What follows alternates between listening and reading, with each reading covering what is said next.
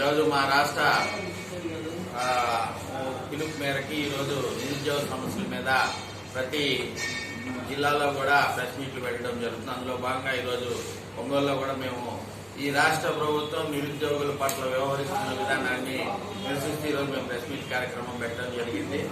మనం ఒకటి గమనించుకున్నట్లయితే పాదయాత్ర చేసే రోజు చంద్రబాబు నాయుడు ఏదో యువతకు అన్యాయం చేస్తున్నాడు, అన్నొస్తాడు, అన్న రంగాల సంవత్సరం మొదట్లోనే జాబ్ క్యాలెండర్ ఇస్తాడు, మీ అందరికి ఉద్యోగాలు ఇస్తాను, నేను అన్న రంగాలను అన్ని చేస్తానని చెప్పావు.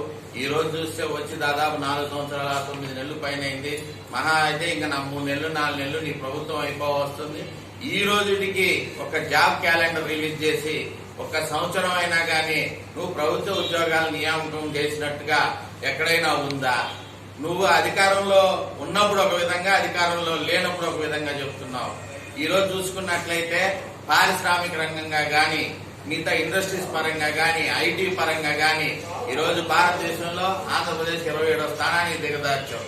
గతంలో 6వ స్థానంలో ఉన్నటువంటి ఆంధ్రప్రదేశ్ ఈరోజు 27వ స్థానానికి దిగజారిందంటే కేవలం నీ అసమర్థతమైనటువంటి పరిపాలనా విధానం వల్లనే ఈరోజు నిరుద్యోగులు ఈ విధంగా పెరిగిపోవడం జరిగింది.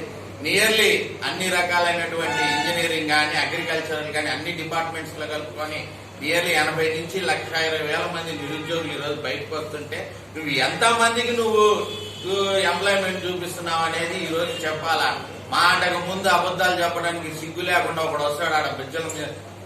ప్రభుత్వ ప్రధాన సలహాదారుడు, నీకు బుద్ధుందా, సిగ్గుంది నీకు ఉంటే నువ్వు నిరుద్యోగులకు మీరు వచ్చినాక ఏం చేశారనేది తోడు చెప్ప. మీరు వచ్చినాక ఏం చేసినారో మేము చెప్తా. మీరు ఏం చేసినారంటే చేపల మార్కెట్ పెట్టుకోండి, చేపలు సప్లై చేస్తాము, మటన్ మాల్స్ పెట్టుకోండి, మటన్ సప్లై చేస్తాము, మీరు బీటెక్లు చదువుకున్న వాళ్ళు, ఎంటెక్లు చదువుకున్న వాళ్ళు ఇవి పెట్టుకోమని అన్నారు. మాటకు ముందు మేము వచ్చినాక 2 లక్షల మందికి సచివాలయాల్లో ఉద్యోగాలు మీరు దేనికి ఇచ్చారు? ప్రజల యొక్క డేటా మొత్తాన్ని మీకు కావాల్సింది కాబట్టి సచివాలయాల్లో ఉద్యోగాలు ఇచ్చారు. ఈ ప్రభుత్వ ఉద్యోగాలా? మీరు చెప్పండి, ఏ విధమైనటువంటి ప్రభుత్వ ఉద్యోగాలు? వాలంటీర్లు ప్రభుత్వ ఉద్యోగాల? మీరే చెబుతుంటారు ఈ సేవారత్నాలు, సేవా కాగితాలని మీరే చెబుతుంటారు. ఈ విధంగా జగన్మోహన్ రెడ్డి అధికారంలో లేనప్పుడు నోటికి ఏదొస్తే అది అబద్ధం చెప్పాడు. ఇవాళ అధికారంలోకి వచ్చినాక అన్నింటినీ కూర్చొనే విధంగా వ్యవహరించడం జరుగుతుంది. మనం ఒక ఎగ్జాంపుల్ చూసుకుంటే ఈ 4 సంవత్సరాలు 9 నెలలు 1 సంవత్సరం అన్నా డిఎస్ చేసావా? ఎక్కడన్నా టీచర్స్ రిక్రూట్మెంట్ చేసావా? అదేమన్నా అంటే ఆ విషయాన్ని డైవర్ట్ చేయడానికి నేను పేదలకు ఇంగ్లీష్ విద్య ఇస్తున్నాను, తెలుగు ఇంగ్లీష్ మీడియం నేర్పిస్తున్నాను. ఎంతమందికి ఇంగ్లీష్ మీడియం నేర్పిస్తున్నాం? గతంలో ఎన్ని స్కూల్స్ ఉన్నాయి? ఈ రోజు ఎన్ని స్కూల్స్ మీరు మెర్జీ చేసేసి 2nd గ్రేడ్ టీచర్స్ తీసుకొచ్చి మీరు ఎంతమందిని పెట్టారు? ఎంతమంది స్టూడెంట్స్ ఇవాళ డ్రాప్ అవుట్ అవుతున్నారు?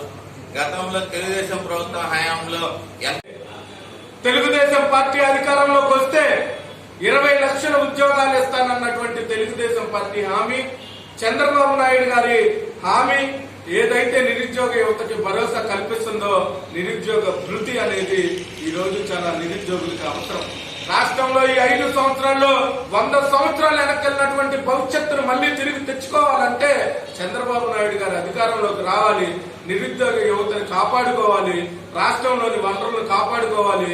సంక్షేమ పథకాలు ఎలా జరుగుతున్నాయో అభివృద్ధి కూడా సమాన పథకంలో జరిగితేనే ఈ రోజు రాష్ట్రం మళ్లీ అధికారంలోకి వెళ్తుంది. నిరుద్యోగులు బాగుంటేనే అన్ని కంపెనీలు వస్తాయి.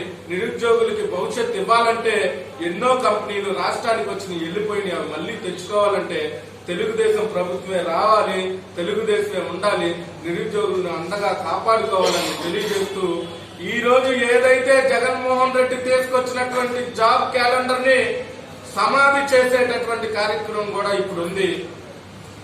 ఆయన చేసినటువంటి జాబ్ క్యాలెండర్ ని సమాధి చేస్తూ తెలుగుదేశం పార్టీ లోకేష్ గారి అధికారంలో, చంద్రబాబు నాయుడు గారి అధికారంలో యువతకు భవిష్యత్తు రావాలని కోరుకుంటూ ఒక్కసారి ఆ సమాధాకెళ్లి దండేసి నిరుద్యోగుల ఇస్తానన్నటువంటి జాబ్ క్యాలెండర్ ని సమాధి చేయడం జరుగుతుందని తెలియజేస్తూ థ్యాంక్ యూ మేడం.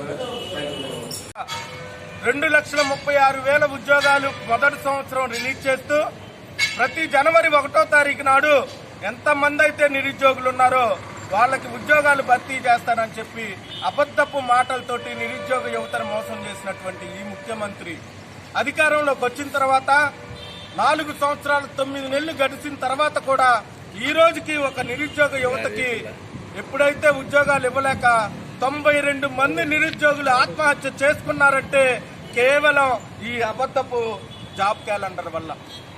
ఆ యువత ఎలాగైతే ప్రత్యక్షంగా గాని పరోక్షంగా గాని ప్రభుత్వ హత్యలే అని తెలియజేస్తూ చనిపోయినటువంటి విద్యార్థులకు నివాళులు అర్పిస్తూ నిరుద్యోగులకు నివాళులు అర్పిస్తూ ఈరోజు ఈ జాబ్ క్యాలెండర్ కి సమాధి కట్టి తెలుగు యువత ఆధ్వర్యంలో నిరసన కార్యక్రమం తెలియజేస్తూ ఇప్పుడు మా ఆవేదన మా ఆక్రందన చనిపోయినటువంటి నిరుద్యోగుల కోసం ఈరోజు ఈ సమాధితోటి మేము ఇక్కడ తెలియజేస్తూ ఉన్నాం.